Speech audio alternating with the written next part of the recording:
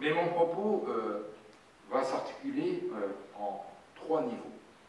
Premier niveau, je pense que sur cette question-là, il nous faut rappeler quelques éléments constitutifs des populismes et des extrêmes droites. Deuxième niveau, il nous faut nous attacher sur ce que nous appelons, avec d'autres auteurs à la suite de Ronald Eluard, la transformation des valeurs des Européens et qui conditionne l'émergence, l'enracinement, ou pas du tout, de ce type de mouvement politique. Lui, un troisième niveau, insister sur quelques points communs à ces partis, mais aussi quelques différences entre ces différents partis. Premier point, la question des éléments constitutifs du populisme et de l'extrême droite. Je commencerai par le populisme. Il y a, dans la littérature, il y a 3 traits distinctifs du populisme.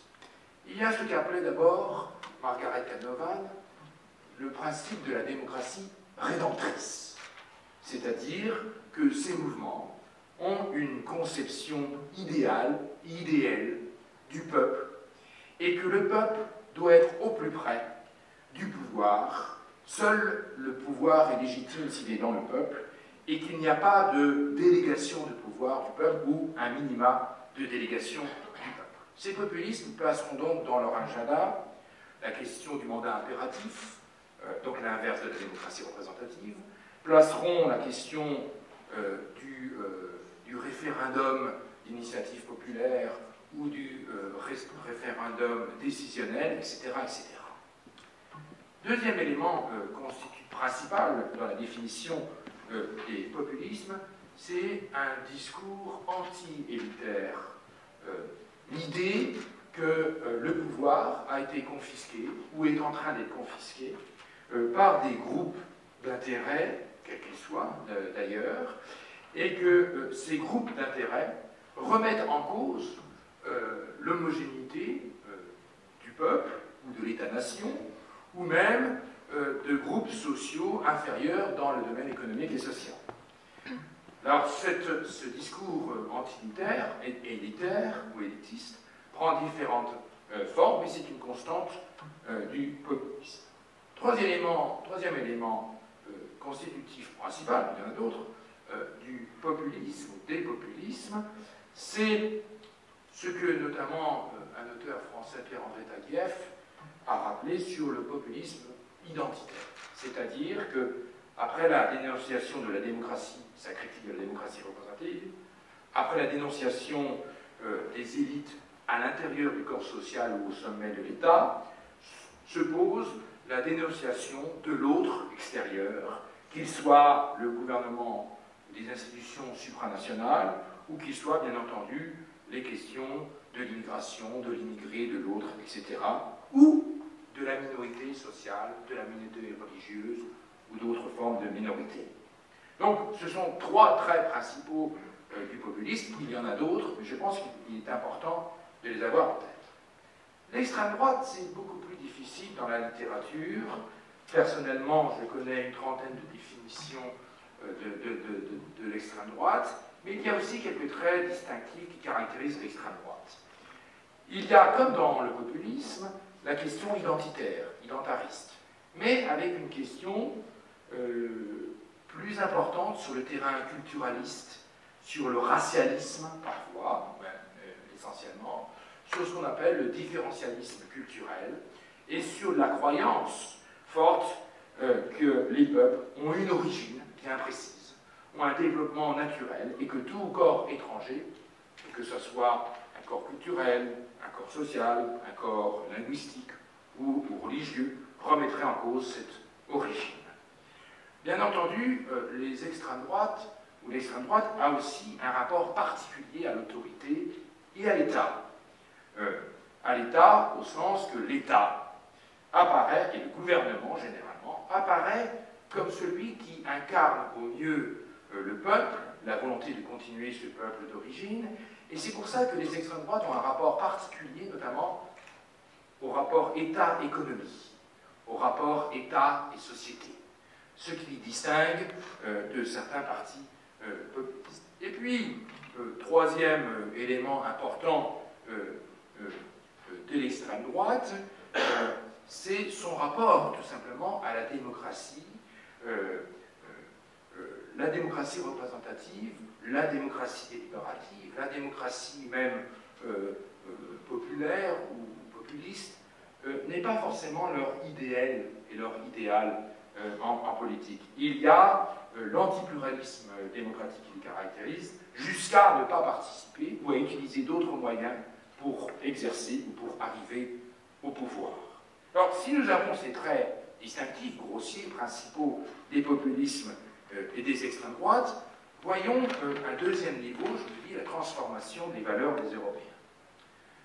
Depuis maintenant une trentaine d'années, voire 40, de nombreux sociologues et politologues travaillent sur l'évolution des valeurs des Européens, et d'ailleurs dans d'autres sociétés en Amérique du Nord.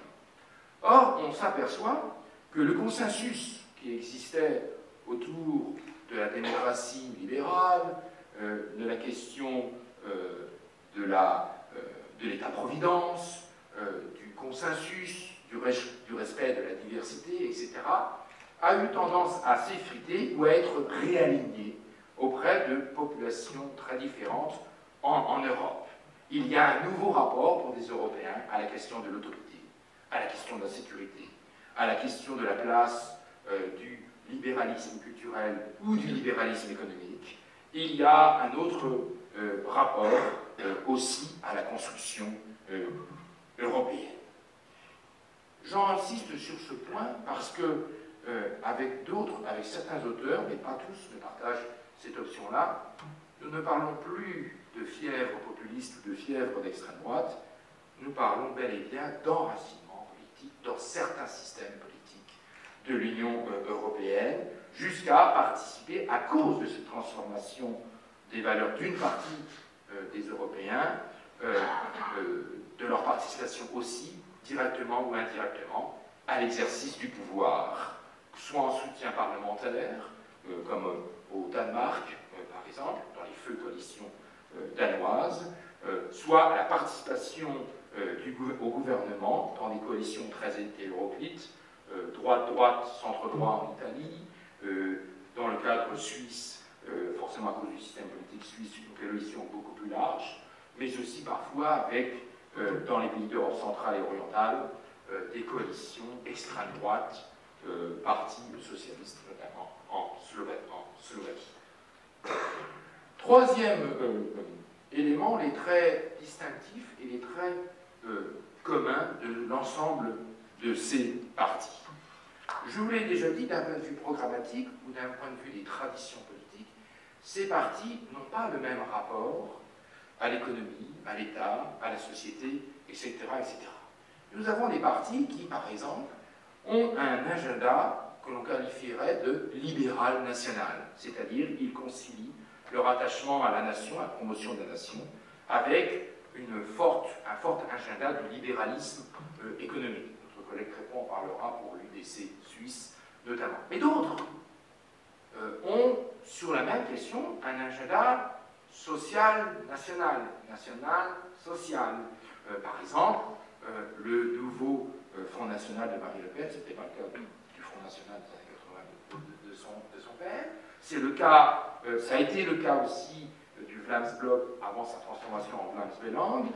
C'est le cas aussi d'une partie de l'extrême droite ou de la droite extrême en Italie, dont l'un de ses principaux responsables, sous ce versant social national, est décédé récemment, Pino Rauti, qui était l'un des chefs de l'extrême droite italienne. Alors sur ces questions, il y a des divergences sur les questions économiques et sociétales. Il y a aussi des divergences sur la question du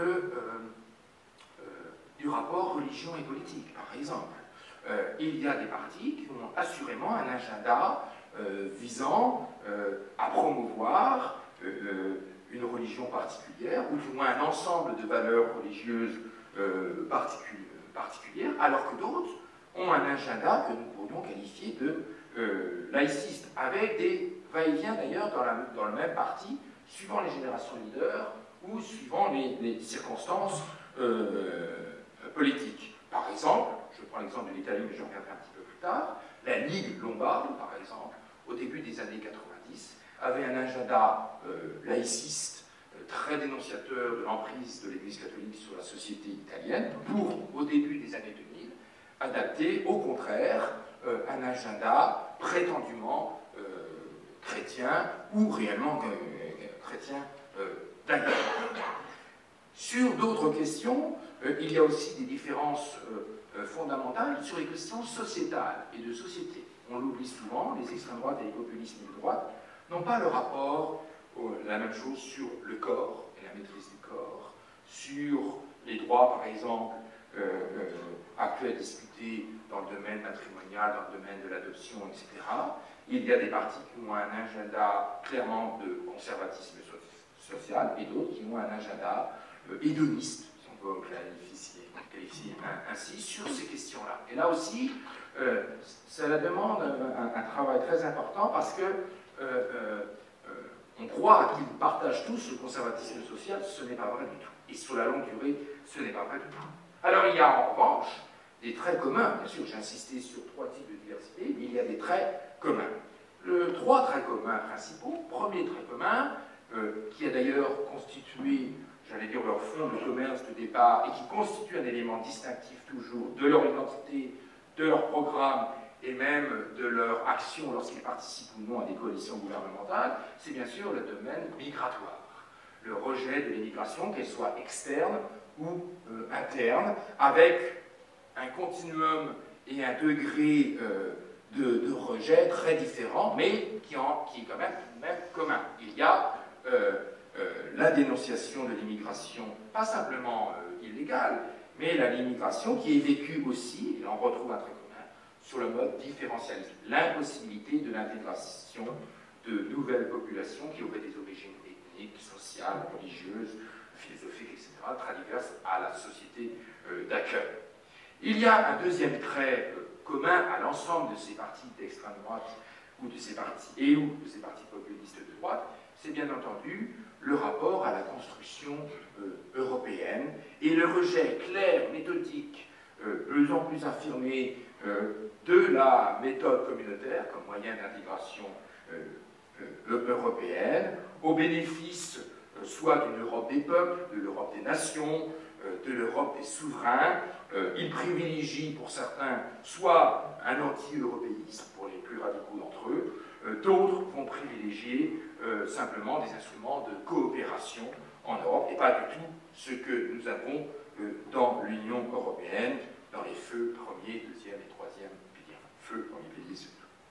Et puis un troisième élément commun à ces partis, c'est le rapport à l'autorité, à la sécurité, que ce soit dans le domaine de l'intérieur, du maintien de l'ordre, de la justice, mais aussi du rapport dans la politique de l'éducation.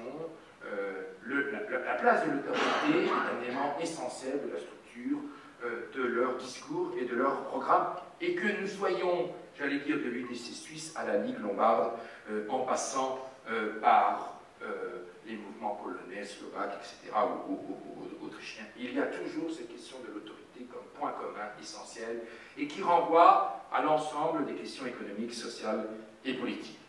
J'ajouterai une dernière chose avant de laisser la parole à mes collègues.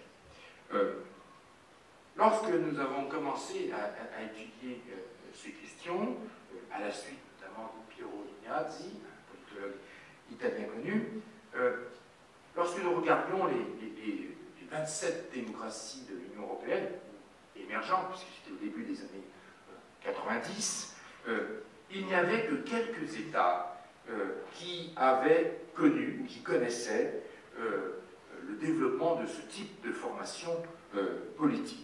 Or, aujourd'hui, si nous faisons une photo instantanée ici en novembre 2012, nous voyons qu'à l'exception de 6 à 7 États, tous les États de l'Union européenne connaissent ce type de mouvement, soit d'enracinement, soit quand même de vagues suivant certaines, avec des systèmes politiques très différents.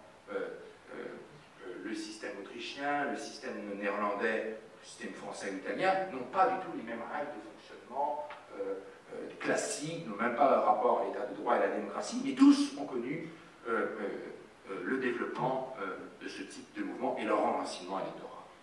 Puis un deuxième trait que je voudrais insister aussi, c'est que la force électorale de ces partis politiques, mais aussi la capacité de mieux en mieux rationaliser leurs propositions, d'avoir un agenda politique qui, dans certains États, est beaucoup plus maîtrisé, déborde largement